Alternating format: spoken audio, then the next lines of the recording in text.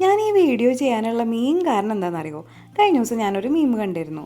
ലോകാരോഗ്യ സംഘടന നടത്തിയ പഠനത്തിൽ സ്ത്രീകളെ ഏറ്റവും കൂടുതൽ അലട്ടുന്ന പ്രശ്നം എന്ന് പറയുന്നത് നാളെ എന്ത് കറി വയ്ക്കും എന്നുള്ളതാണ്.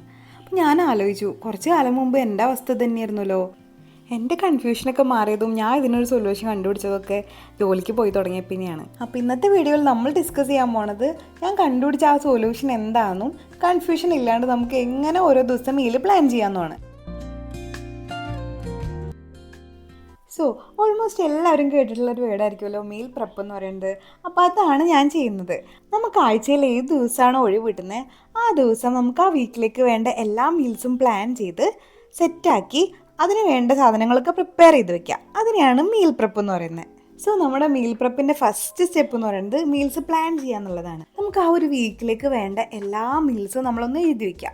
മീൽ പ്ലാനറിൽ എഴുതി വെക്കാം. ഇത് ഞാൻ ആമസോണിൽ നിന്ന് പർച്ചേസ് ചെയ്തതാണ്. ഇതിൻ്റെ ലിങ്ക് ഞാൻ ഡിസ്ക്രിപ്ഷനിൽ കൊടുക്കാം. സോ ഒന്നെങ്കിൽ ഇതുപോലെ മീൽ പ്ലാനറിൽ നമ്മൾ എഴുതി വെക്കുക, അല്ലെങ്കിൽ ഒരു ബുക്ക് അതിനായിട്ട് കീപ്പ് ചെയ്യാം, നമുക്ക് ഓരോ ആഴ്ചയിലും എഴുതി വെക്കാനായിട്ട്.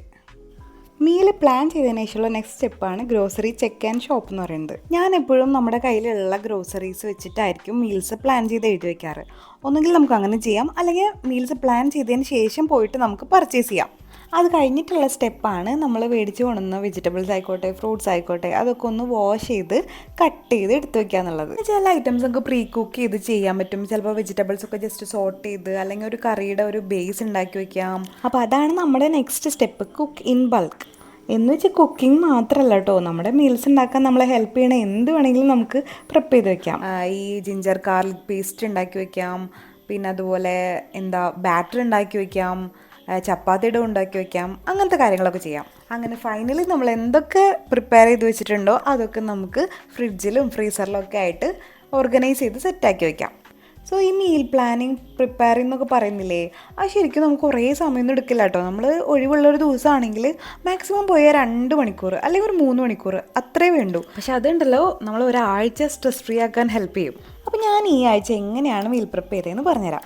ആദ്യം ഞാൻ കുറച്ച് നേരം ഇങ്ങനെ തിങ്ക് ചെയ്തു, എന്തൊക്കെ ഗ്രോസറീസ് എൻ്റെ കയ്യിലുണ്ട്, എന്തൊക്കെ ഫ്രൂട്ട്സ് ഉണ്ട്, വെജിറ്റബിൾസ് ഉണ്ട്, എന്തൊക്കെ മേടിക്കണം. അപ്പോൾ അതൊക്കെ ഒന്ന് കൺഫേം ചെയ്തിട്ടാണ് ഞാൻ ഓരോ ഡേയ്സിലേക്കുള്ള മീൽസൊക്കെ എഴുതി വയ്ക്കുന്നത്.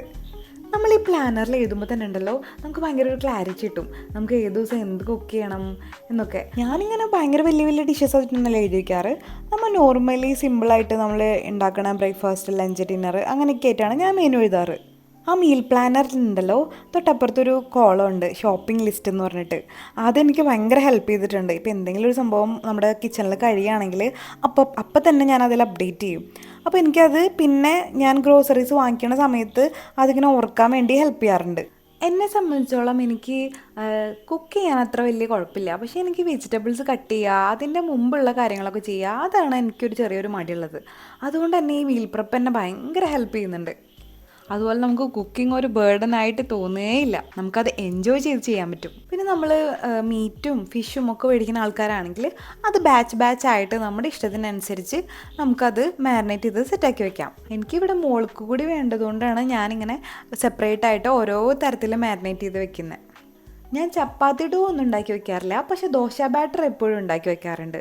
എന്തായാലും ഒരു 2-3 ഡേയ്സിൽ എനിക്കത് യൂസ് ചെയ്യാൻ പറ്റാറുണ്ട്. എൻ്റെ മോൾക്കാണെങ്കിലും ഹസ്ബൻഡിനാണെങ്കിലും ദോശ ഇഡലിയൊക്കെ ഭയങ്കര ഇഷ്ടമാണ്. അത് കാരണം ബാറ്റർ എപ്പോഴും ഞാൻ കീപ്പ് ചെയ്യാറുണ്ട്. ആ ഒരു ദിവസം കൊണ്ട് തന്നെ എൻ്റെ വെജിറ്റബിൾസൊക്കെ കട്ട് ചെയ്ത് സെറ്റാക്കി വെച്ച് കഴിഞ്ഞാൽ എനിക്ക് ഭയങ്കര ഒരു ആശ്വാസമാണ്. നമ്മളിങ്ങനെ ഓരോ വെജിറ്റബിൾസും കട്ട് ചെയ്ത് അത് സെറ്റാക്കി ഓരോ കണ്ടെയ്നറിൽ ഇട്ട് വെക്കുമ്പോൾ ഉണ്ടല്ലോ, നമുക്ക് ഓരോ ദിവസം ശരിക്കും കുക്കിങ്ങിൽ അറ്റ്ലീസ്റ്റ് ഒരു 15 to 20 മിനിറ്റ്സെങ്കിലും നമുക്ക് ഫാസ്റ്ററായിട്ട് ഓരോ കാര്യങ്ങൾ ചെയ്യാൻ പറ്റും. അങ്ങനെ എല്ലാ ദിവസവും നമ്മൾ ഈ 15 മിനിറ്റ്സ് ലാഭിക്കുമ്പോൾ നമുക്ക് ഈ ഒരു 2 hours അവിടെ പോകുന്നത് ഒട്ടും നമുക്ക് നഷ്ടമായിട്ട് തോന്നില്ല. എന്നിട്ട് എല്ലാം കഴിഞ്ഞ് ഇതൊക്കെ ഒന്ന് ഫ്രിഡ്ജിലൊന്ന് സെറ്റാക്കി നീറ്റ്ലി വെക്കുമ്പോൾ ഉണ്ടല്ലോ ഒരു സമാധാനമാണ്. നമ്മൾ ആ വീക്കിലേക്കുള്ള എല്ലാം സെറ്റാക്കി വെച്ചൊരു ഫീൽ കിട്ടും.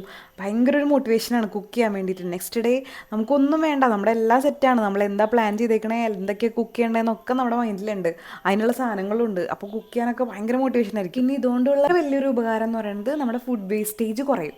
അതായത് നമ്മൾക്കൊരു പ്ലാനിങ് ഇല്ലാണ്ട് നമ്മൾ എല്ലാ ദിവസവും വെറുതെ എന്തെങ്കിലുമൊക്കെ ഇങ്ങനെ ഉണ്ടാക്കി വെച്ച് കഴിഞ്ഞാൽ നമ്മൾ ആരും കഴിക്കാനുണ്ടാവില്ല, അത് വേസ്റ്റായി പോവുകയും ചെയ്യും. നേരെ മറിച്ച് നമ്മളിങ്ങനെ പ്ലാൻ ചെയ്ത് ഓരോന്ന് ചെയ്യുകയാണെങ്കിൽ അതിൻ്റെ വേസ്റ്റേജും കുറയും, നമുക്ക് അതുപോലെ തന്നെ മണിയും സേവ് ചെയ്യാം. എനിക്കിതെൻ്റെ പാർട്ട് ഓഫ് റുട്ടീൻ മാത്രമല്ല, ഒരു കൈൻഡ് ഓഫ് തെറാപ്പിയും കൂടിയാണ്. ശരിക്കും ഈ വെജിറ്റബിൾസ് കട്ട് ചെയ്തെടുത്ത് വെക്കുക, പിന്നെ മീൽസൊക്കെ പ്ലാൻ ചെയ്യുക, ഭയങ്കരമായിട്ട് മൈൻഡ് റിലാക്സ് ചെയ്യുകയും ചെയ്യും. നിങ്ങൾക്കത് ട്രൈ ചെയ്താൽ മനസ്സിലാവും എന്താണെന്നുള്ളത്.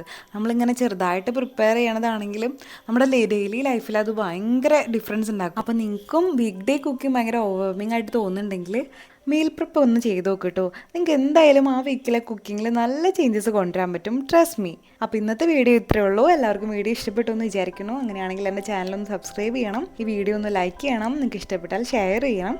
അപ്പോൾ thank you so much for watching. By.